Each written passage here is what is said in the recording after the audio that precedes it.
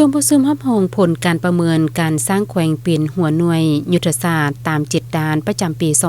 2025 ได้จัดขึ้นในวันที่4ธันวาคม 2025 นี้อยู่ที่ห้องประชุมเบอร์ 2 ของแขวงภายใต้การเป็นประธานของท่านโสนธนูธรรมวงศ์กรรมการศูนย์กลางพรรคเลขาคณะบริหารงานพรรคแขวงมีบรรดาคณะประจำพรรคแขวงกรรมการพรรคแขวงตลอดฮอดตั้งหน้าแผนกการที่เกี่ยวข้องออมค้างแขวงเข้าร่วมด้วยปฏิบัติตามมติของกรมการเมืองศูนย์กลางพรรคเลขที่25/กมสพคำสั่งฉบับเลขที่34/นยคำแนะนำเลขที่05/พน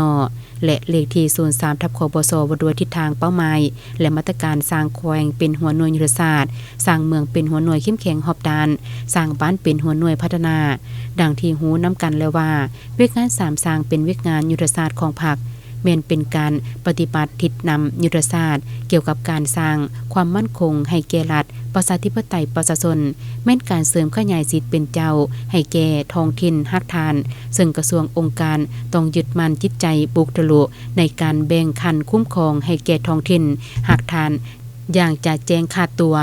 กองประชุมครั้งนี้แม้จะได้พร้อมกันสังเกติราคาคืนเกี่ยวกับการจัดตั้งปฏิบัติเวียกงานของแต่ละภาคส่วนการประเมินและรับรองเอาบรรดาตัวซีบอกในความรับผิดชอบหน้าที่เวียกงานของบรรดาแผนกการองค์การประจำปี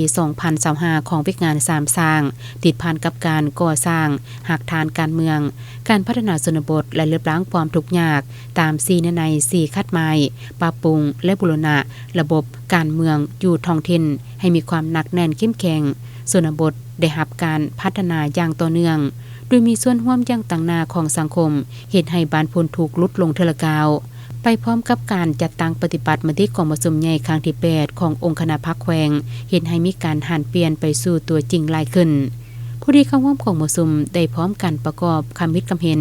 แบบกงไปกงมาเพื่อแนใส่เฮ็ดให้เวียกงานดังกล่าวได้รับการจัดตั้งและพัฒนาดีขึ้นในต่อหน้า